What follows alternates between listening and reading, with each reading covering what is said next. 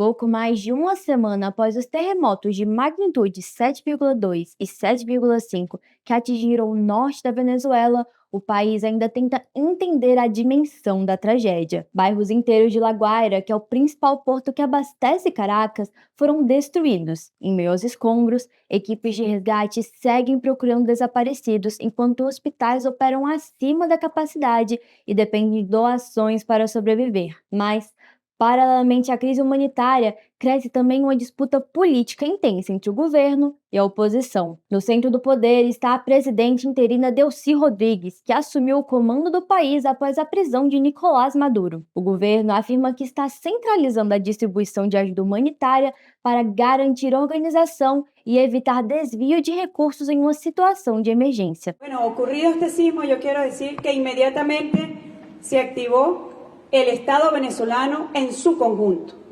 Lo primero que hicimos a pocas horas de la ocurrencia fue emitir un decreto con la creación del Estado Mayor para atender esta situación de emergencia ante un desastre natural, tal como está contemplado en las leyes de la República. Segundo autoridades chavistas, a prioridade é direcionar alimentos, remédios e equipes de resgate para as áreas mais atingidas. Mas a oposição acusa o governo de usar a crise como um instrumento político. Líderes oposicionistas afirmam que há restrições à atuação de voluntários independentes e que o acesso à ajuda estaria sendo controlado por estruturas estatais e pelo Partido Socialista Unido da Venezuela. Em meio a essas acusações, circulam denúncias de que forças de segurança estariam impedindo a atuação da sociedade civil em áreas de desastre. Como ha intentado bloquear la generosa tarea de miles y miles de ciudadanos que reparten comida y medicinas alrededor del país.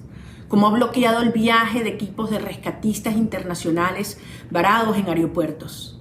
Como pretende bloquear el trabajo de los periodistas que buscan la verdad.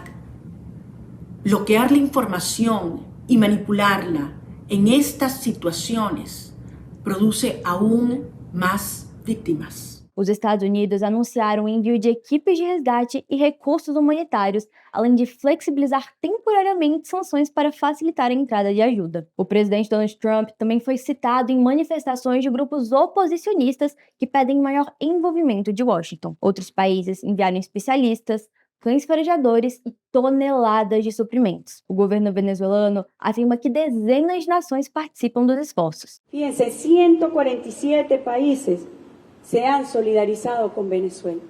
Lo agradezco en nombre de nuestro pueblo. En nombre del Estado venezolano agradezco todas las manifestaciones de apoyo y de solidaridad. Con Qatar fueron también uno de los primeros en llegar. El Salvador, habla con el presidente Bukele, rescatista de los Estados Unidos. Estados Unidos tuvo un despliegue y tiene un gran despliegue logístico para recibir ayuda humanitaria, no solamente del gobierno de los Estados Unidos, sino también organizaciones, empresas, voluntarios del pueblo de los Estados Unidos que quieren enviar ajuda a Venezuela. A tensão política se intensificou após a divulgação de um manifesto assinado por 15 organizações e 94 pessoas, pedindo apoio internacional para a formação de um governo de emergência. A líder da oposição, Maria Corina Machado, afirma que foi impedida de retornar ao país após o fechamento do espaço aéreo venezuelano. Estou em la ciudad de Panamá, desde donde tenía previsto viajar a Venezuela. El régimen cerró el espacio aéreo de nuestro país para intentar impedírmelo.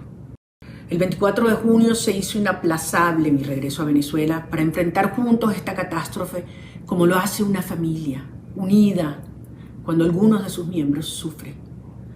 El régimen quiere bloquear mi regreso a Venezuela y el de miles de compatriotas que queremos ir a ayudar. Já o governo diz que a medida é temporária e tem como objetivo priorizar voos de resgate e transporte de ajuda humanitária. Em outro episódio, o dirigente chavista Diosdado Cabello foi filmado em um confronto verbal com integrantes de uma equipe de resgate estrangeira, episódio que repercutiu nas redes sociais. Enquanto isso, a população segue enfrentando as consequências diretas do desastre. Famílias inteiras estão desabrigadas, hospitais improvisam atendimento e comunidades ainda aguardam socorro. No tienen, hay muchos que anoche bajé y estaban durmiendo en mi país Venezuela, que nunca vivimos un temblor tan fuerte y dos seguidos, mucho que menos, que muchos perdimos nuestras casas, Fue una situación que tú cierras los ojos y no quisieras volver a repetir porque fue muy fuerte.